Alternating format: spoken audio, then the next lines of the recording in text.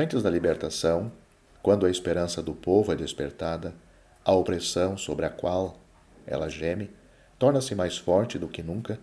Por isso, ele teria preferido que o tivesse deixado tranquilo na escravatura. Mas trata-se dos direitos e dos desígnios de Deus.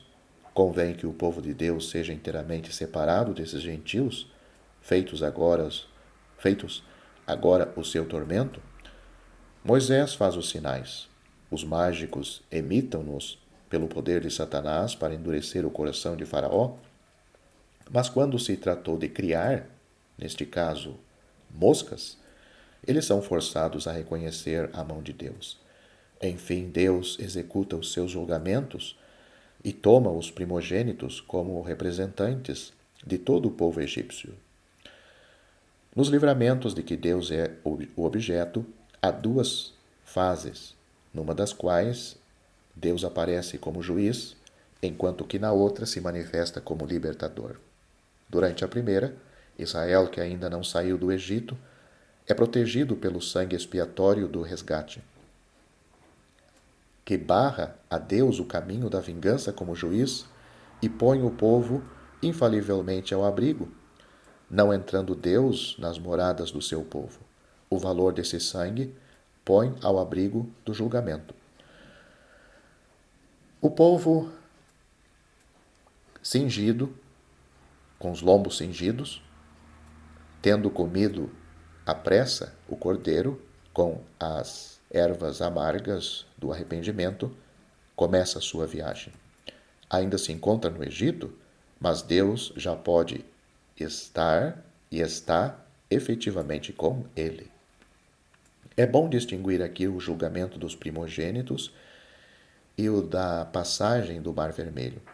Pelo que respeita a castigo, um é as primícias do outro.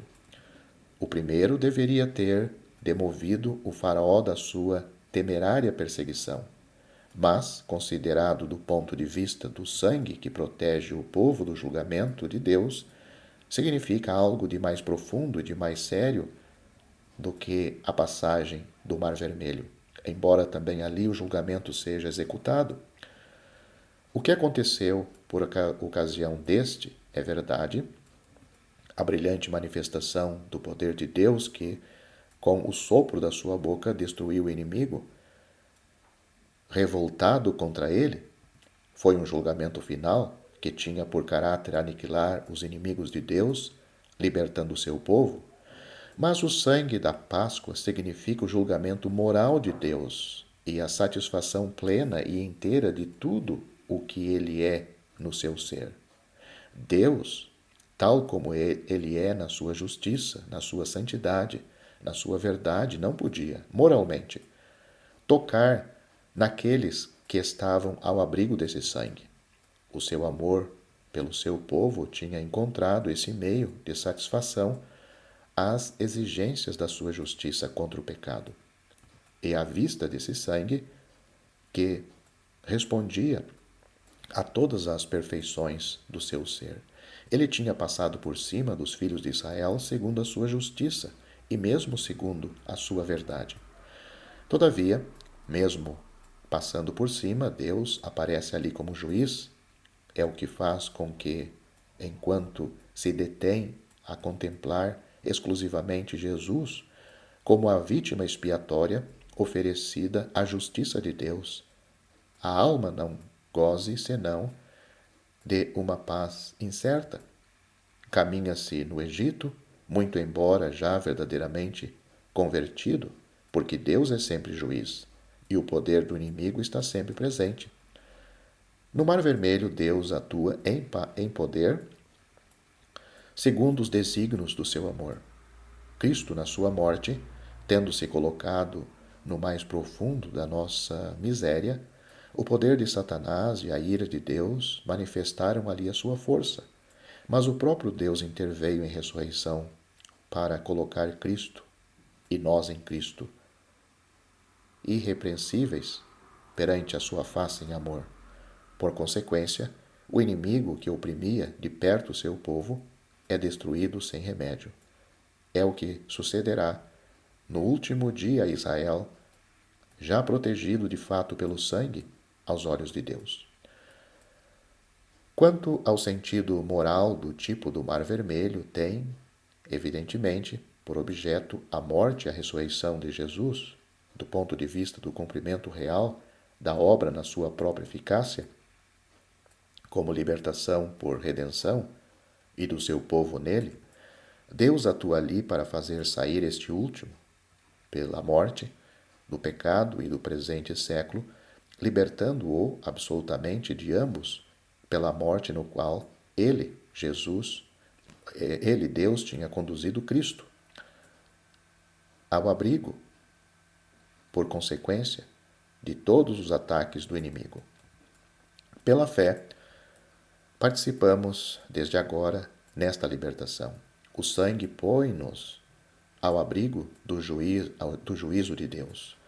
O seu poder, que atua em nosso favor, ressuscitando-nos com Cristo, coloca-nos assim em graça, junto do próprio Deus, e liberta-nos do poder de Satanás, príncipe deste mundo.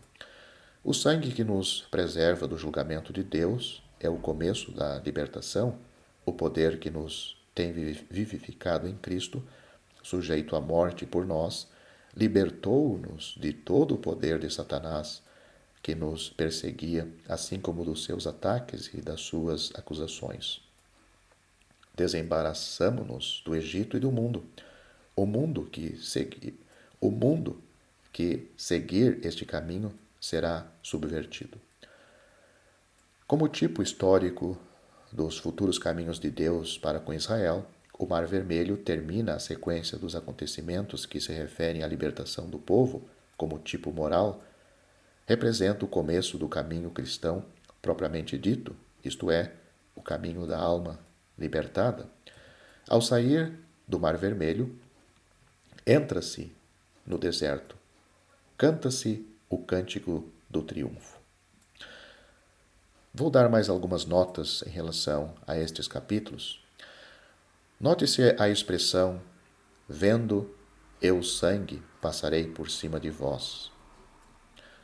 Isto está no capítulo 12. Não nos é dito, vós vereis, mas sim, eu verei. Sucede frequentemente que a alma de uma pessoa desperta não descansa sobre a sua própria justiça, mas sim sobre a maneira como ela vê o sangue. Mas isso não é o fundamento da paz para o crente. Por muito precioso que pudesse ser para o coração de um ser profundamente impressionado, a verdadeira paz é fundada sobre o fato que Deus vê o sangue. Ele não pode deixar de o estimar no seu pleno e perfeito valor, como tirando o pecado. É ele que aborrece o pecado e que tem sido ofendido. É ele que vê o valor do sangue para tirar o pecado.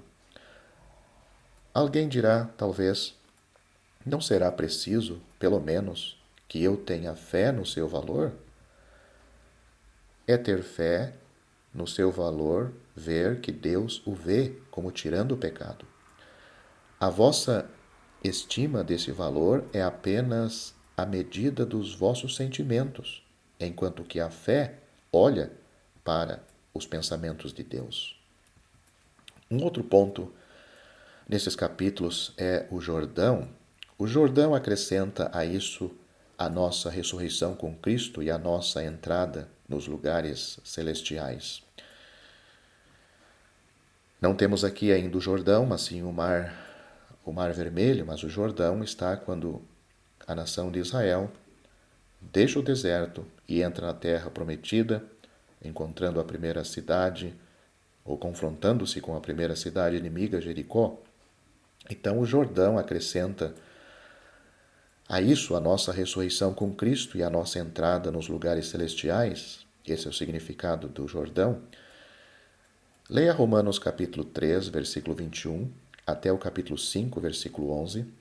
Vemos que ali apresenta-nos a morte de Cristo pelos pecados e a nossa justificação na sua ressurreição. Desde o versículo 12 do mesmo capítulo 5, até o fim do capítulo 8 de Romanos, apresenta-nos a morte ao pecado. Notou a diferença? Romanos capítulo 3, versículo 21, até Romanos capítulo 5, versículo 11, Paulo trata dos pecados. Mas a partir do versículo 12 do capítulo 5 de Romanos, até o capítulo 8, fim do capítulo 8, Paulo está falando do pecado. O pecado na carne não é perdoado, mas sim condenado. Leia Romanos capítulo 8, versículo 3. Mas nós, como estando mortos, já não estamos na carne, estamos vivos em Deus por Cristo Jesus. A epístola aos Romanos não vai mais longe do que o deserto, embora nos mostre o cristão atravessando-o como vivendo em Deus por Cristo, mas não nos mostra ainda como ressuscitados com Cristo, o que implica a nossa identificação com Ele, lá onde Ele está, e assim a união com Ele. Em Colossenses somos ressuscitados com Cristo, mas não colocados nos lugares celestiais. Em Efésios 2, somos ressuscitados com Cristo e assentados nos lugares celestiais, nele.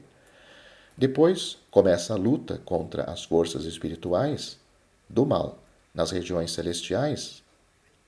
Leia Efésios, capítulo 6, por exemplo. E o testemunho, o que é celestial. Então, depois começa a luta contra as forças espirituais do mal nas regiões celestiais e o testemunho ao que é celestial no que concerne ao Jordão. Só a epístola aos Efésios começa por nos ver mortos aos nossos pecados, de sorte que se trata de uma nova criação e não da morte ao pecado. No entanto, num certo sentido, a efusão do sangue tem um caráter mais glorioso. Deus é glorificado por ela, embora, experimentalmente, nós estejamos colocados mais alto pela passagem do Jordão. Esta passagem é igualmente o fruto da efusão do sangue, que não compreende somente o fato de Cristo ter levado os nossos pecados para satisfazer a nossa responsabilidade, mas também que Deus é glorificado, elevando-nos na sua própria glória com Cristo, o que ultrapassa toda a questão de responsabilidade. Um outro ponto nestes capítulos que acabamos de ver neste vídeo é a ordem dos fatos que se liga à saída do Egito do povo judeu, põe em evidência estas duas grandes verdades. A primeira, que o sangue de Cristo, que preserva do julgamento divino, é o começo da nossa libertação moral. A segunda, que o poder que nos ressuscitou com Cristo nos liberta do poder de Satanás e nos põe ao abrigo dos ataques que ele dirige contra a nossa paz, perseguindo-nos, mesmo após a nossa conversão, até que tenhamos atravessado o Mar Vermelho. E por última análise e observação desses capítulos, vemos que temos aqui uma solene advertência, porque o mundo que se chama cristão coloca-se no terreno do juízo futuro e reconhece que tem necessidade de justiça, mas não segundo Deus. O cristão atravessa esse julgamento em Cristo, sabendo que, de outro modo, está perdido e sem hipóteses. O homem do mundo quer atravessá-lo pela sua própria força e é submergido. Israel, vendo o Mar Vermelho no seu poder, julgou-se perdido. Tal é o sentimento de uma consciência despertada perante a morte e o juízo, mas Cristo foi morto, levando o julgamento por nós, e nós somos libertados juntamente por aquilo que nos assustava. O homem do mundo, vendo a libertação, quer ali chegar pelos seus próprios meios, como se não houvesse nenhum perigo, e perde-o a sua falsa confiança. Se você gostou deste vídeo, deixe seu joinha, isso nos ajudará a divulgá-lo. Também não se esqueça de inscrever-se em nosso canal.